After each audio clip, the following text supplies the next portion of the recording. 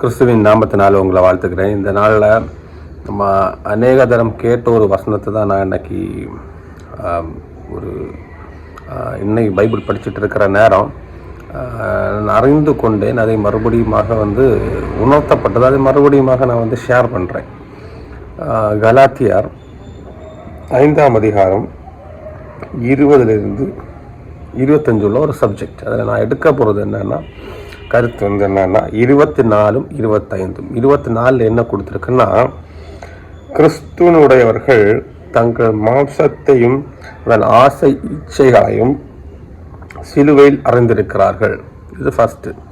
கிறிஸ்துவனுடையவர்கள் அவர்கள் மாம்சத்தையும் அதன் இச்சையும் சிலுவையில் அறைந்திருக்கிறார்கள். அப்போ இயேசு கிறிஸ்துவை உடையவர்கள், இயேசு கிறிஸ்துவ அறிந்தவர்கள் அல்ல. இயேசு கிறிஸ்துவ உடையவர்கள்னால் நமக்கு தேவையான ஒரு பொருளை நம்மளோடு சேர்த்து வைத்திருப்போம் இல்லையா? அதுபோல் இயேசு கிறிஸ்துவ உடைய எப்போவுமே அந்த நம்ம கேரி பேக் நம்ம லைஃப்பில் நம்ம இருதயத்தில் இயேசு கிறிஸ்து எப்போவுமே வைத்து கொண்டிருக்கிறவர்கள். எல்லா காரியமும் இயேசு கிறிஸ்துவுக்கு பிடிச்சிருக்கா பிடிக்கலையா அந்த மாதிரி அறிந்து செய்கிறவர்கள். இன்னும் ஆழமாக சொல்ல போனால் இயேசு கிறிஸ்துவை சொந்த இரட்சகராக ஏற்றெடுத்தவர்கள். இயேசு கிறிஸ்துவை சொந்த இரட்சகராக ஏற்றெடுக்காதவர்களுக்கு இந்த வசனம் செயல்படுத்த முடியாது. இந்த வசனத்தை அவங்க வாழ்க்கையில் உட்கொள்ள முடியாது. இயேசு கிறிஸ்துவை உட்படுத்தினவர்களுக்குள்ள ஒரு வசனம். கிறிஸ்து இயேசுடையவர்கள் தங்கள் மாம்சத்தையும் அதன் இச்சைகளையும் சிலுவையில் அறைந்திருக்கு. இப்படிப்பட்டவங்க இந்த மாம்சத்தையும் அதனுடைய இச்சைகளையும் சிலுவையில் அறைந்திருக்கிறார்கள் அப்படின்னு சொல்லும்போது நாம் அறைந்திருக்கிறோமா? அப்போ இது ஒரு நாள் நடக்க ப்ராசஸ் பார்த்தா கண்டிப்பாக கிடையாது. ஒரு சித்தமும் இச்சையும் மாம்சத்தையும் இச்சைகளையும் ரெண்டு காரியம் இருக்குது. மாம்சத்தையும் இச்சைகளையும் சிலுவையில் அறைந்திருக்க வேண்டுமாம். இது ஒரு நாள் நடக்குமான்னு பார்த்தா கண்டிப்பாக நடக்காது. அது எப்பேற்பட்ட ஒரு பரிசுத்தவனாக இருந்தாலும் ஒரு நாள் நடக்க போகிற காரியமே கிடையாது. ஏன்னா நம்ம இயேசு கிறிஸ்துவ உடையவர்களாக இருக்கிறோம்னா அவங்க நம்ம ரட்சிக்கப்பட்டிருக்கணும், ஸ்நானம் எடுத்திருக்கணும், பரிசுத்த ஆவியின் அபிஷேகத்தை உள்ளாடி பெற்றுக்கொண்டிருக்க வேண்டும். அப்போ இந்த மாதிரி காரியங்கள் இல்லாதவர்கள் இதுக்கு உள்ளாடி வரவே இல்லைன்னு தான் அர்த்தம். அப்போ இந்த ரெண்டு காரியத்தை செய்தவர்கள் அல்ல வசனத்தின்படியாக இயேசு சொந்தரட்சக ஏற்றெடுத்தவங்க, ஸ்நானம் எடுத்தவர்கள், பரிசுத்தை பெற்றுக்கொண்டவர்கள் தான் அந்த இயேசு கிறிஸ்துவ உடையவர்களாக இருக்கிறாங்க. அவங்க எப்படி இருக்கணுமா? மாம்சத்தையும் இச்சையும் சிலுவையில் அறைந்தவர்களாக இருக்க வேண்டும். இப்போ சிலுவையில் அறைந்தவர்கள் சொல்கிற நேரம் சிலுவைன்னு ஒரு அந்த சிம்பாலிக், அந்த சிலுவைன்னு சொல்வது சாபத்துக்கேடுவான ஒரு காரியம். இதை பாவத்துக்கண்டி தேவன் மரித்தது சிலுவையில். நம்ம சாபத்துக்காகவும் பாவத்துக்காகவும் ரத்தத்தை சிந்தினது சிலுவையில். அப்போ நம்ம பாவத்துக்காக மரிக்கிறதுக்கு அடையாளம் தான் சிலுவையில் அறையப்படுகிற ஒரு அனுபவம். அப்போ அந்த பாவத்தினால் வருகிற விளைவுகள் தான் மாம்சத்தையும் மாம்சத்தினால் வருகிற இச்சையான காரியங்களையும் அப்போ அரைஞ்சிருக்கிறோமா? அது நம்ம ஃபஸ்ட்டு யோசிக்கணும். அப்போ மாம்சத்தையும் அதன் இச்சைகளையும் சிலுவையில் அறைந்தவர்கள்னா இந்த மாம்சத்தையும் அதில் வரும் ஆசை இச்சை என்னன்னு பார்த்தீங்கன்னா, கலாத்தியர் 5ஆம் அதிகாரம் 20-21 அது அழகாக கொடுத்துருக்கு. விக்கிர ஆராதனை, பில்லி சூனியம், பகைகள், விரோதங்கள், வைராக்கியங்கள், கோபாக்கங்கள், சண்டைகள், பொறாமைகள், கொலைகள், வெறிகள், களியாட்டு முதலானவைகள். அப்போ சில காரியங்கள் அதில் கொடுத்துருக்கு. இது எல்லாமே மாம்சத்தினால வருகிற இச்சைகள். நம்ம நினைக்கிறது போல காசு, பொண்ணு, பொருள், இல்லைன்னா வீடு வாங்கிறது, அது செய்கிறது, இது செய்கிறது, இதெல்லாம் கிடையாது. நம்ம லேவிஷ்னஸ் இதெல்லாம் கிடையாது. நமக்கு உள்ளாடி இருக்கிற இச்சையான காரியங்கள் என்னவா இருக்குன்னா, மாம்சத்தின் இச்சையான காரியங்கள் என்னவா இருக்குன்னா, இன்னொரு ஆளுக்கு துக்கம் கொடுக்குற காரியங்கள், இன்னொரு ஆளுக்கு நான் காரணம், இன்னொரு ஆளு அவங்க வாழ்க்கை சின்ன பின்னமாய் போகிறது. நான் காரணம், என்னுடைய சிந்தனைகள் காரணம், என்னுடைய வாழ்க்கை சின்னமாக போகிறது. அது என்னன்னு பார்த்தீங்கன்னா, விக்கிர ஆராதனை, பில்லி சூனி வைக்கிறது, பகை ஏற்படுத்துவது, விரோதங்கள், வைராகியங்கள், கோபங்கள், சண்டைகள், பிரிவினை, இதெல்லாம் பார்த்தீங்கன்னா ஒரு சொசைட்டியில் லைஃப் சம்பந்தப்பட்ட ஒரு விஷயத்துக்கு எதிராக செயல்படுகிற ஒரு சாஃப்டாக இருக்கிற ஒரு லைஃப், ஒரு கூல் லைஃப், தேவனுக்கு இஷ்டமான ஒரு வாழ்க்கை வாழ்வதற்கு தடையாக இருக்கிற எல்லா எதிர்ப்புகள் தான் இப்போ நான் வாசித்த அத்தனை கண்டென்ட்டும். கலாத்தியர் 5:20-21 இவ்வளோத்தையும் எங்கே அடிக்கணுமா? சிலுவையில் அடிக்கணும். பொறாமை இருக்கக்கூடாதான், சண்டைகள் இருக்கக்கூடாது, பிரிவினைகள் இருக்கக்கூடாது. இதுக்கு அர்த்தம் என்னென்னா, நம்ம பரஸ்பரம் நம்ம வாழ்கிற இடத்துல, நம்ம குடும்பத்தில் நம்முடைய எண்ணங்கள், சிந்தனைகள் எல்லாமே எப்படி இருக்கணுமா?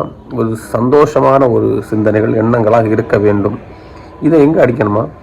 இப்படிப்பட்ட தேவனுக்கு விருப்பமில்லாத காரியத்தை எல்லாம் என்ன பண்ணணும்? சிலுவையில் அடிக்கணும். சிலுவையில் இதெல்லாம் சிலுவையில் நம்ம அடித்தாதான் இதுலேருந்து நம்ம வெளியே வர முடியும். அது காரணம் என்ன? இயேசு கிறிஸ்து எப்படி வாழ்ந்தார், அவர் எதற்காக மரித்தார்னு உள்ளதை அறிந்து கொண்டால் நாம் இதிலிருந்து வெளியே வர முடியும். இன்னும் சொல்ல போனால் ஒரு அன்பு உள்ளாடி இருக்கும். இந்த அன்பு இல்லாமல் இருந்தாலே நம்ம ஒன்றுமே செய்ய முடியாது. இந்த கலாத்தியரில் மேலே போட்டிருக்கோம், நியாயப்பிரமாணத்தின் அன்பினால் நியாயப்பிரமாணத்தை மேற்கொள்ள முடியும். அதான் அழகாக போட்டிருக்கு.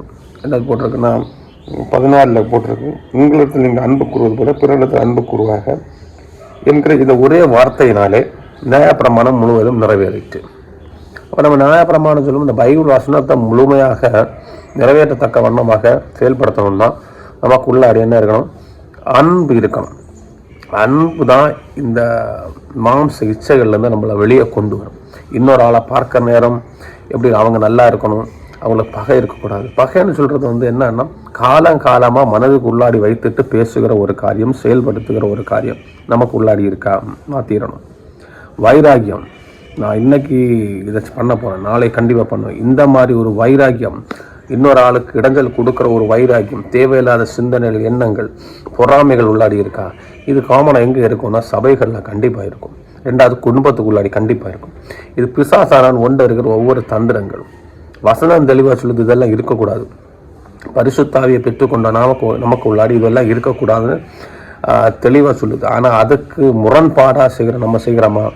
தேவனுக்கு விருப்பம் இல்லாத காரியங்கள். அடுத்தது 25 போட்டிருக்குன்னா, ஆவியினாலே பிழைத்திருந்தால் ஆவிக்கு ஏற்றபடி நடக்க கடவுள். நம்ம ஆவியினால், பரிசுத்தாவினால் நம்ம வாழ்க்கையை நம்ம எடுத்து நடத்துகிறோம். நியாயப்பிரமாணத்தின்படியாக இல்லை, ஏற்றுக்கொண்ட பரிசுத்த ஆவியினால் நம்ம நடத்தப்படுறோமா இருந்தால், ஆவினால் நடத்தப்படுகிறவர்கள் ஆவிக்கேற்றபடி நடக்கணும்னு போட்டிருக்கு. ஆவிக்கேற்றபடி நடக்கிறதுல என்னன்னு பார்த்தீங்கன்னா, கலாத்தியர் 5:22 ஆவியின் கனியோ அன்பு, சந்தோஷம், சமாதானம், நீடிய பொறுமை, தயவு, நற்குணம், விசுவாசம், சாந்தம், இச்சை அடக்கம். ஆவிக்கு பிரகாரம் நடக்கிறதுன்னா அந்நிய பாஷை பேசுகிறதோ, பெரிய மெசேஜ் கொடுக்குறதோ, வசனத்தின் வியாக்கியானங்கள், ஆழங்கள் எல்லாம் சொல்வதோ ஒன்றும் கிடையாது. ஆவியின் பிரகாரம் நடக்கிறது இந்த 9 கனிகள் இருக்குது பார்த்தீங்களா, இதன்படியாக நம்முடைய வாழ்க்கையை மாற்றிக்கொள்வது.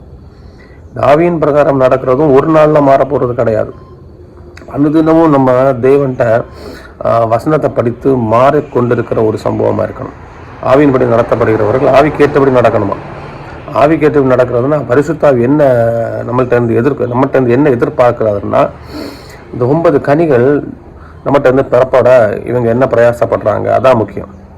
நம்ம உதவி செய்கிறோம், அந்நிய பாஷையில் பேசுகிறோம், ஜெபிக்கிறோம், பாட்டு பாடுறோம், பயங்கரமாக சர்ச் ஆக்டிவிட்டீஸில் இருக்கிறோம், வீட்டில் பயங்கரமாக இருக்கிறோம், வெளியில் பயங்கரமாக இருக்கிறோம், இயேசு கிறிஸ்துவ சாட்சியாக நம்ம சொல்லத்தக்க வண்ணமாக இருக்கிறோம், இப்படி தசம பாகம் கொடுக்குறோம், கன்வென்ஷன் மீட்டிங் ஃபஸ்ட்டு நடத்துகிறோம், அது செய்கிறோம், இது செய்கிறோம், இதெல்லாம் கிடையாது.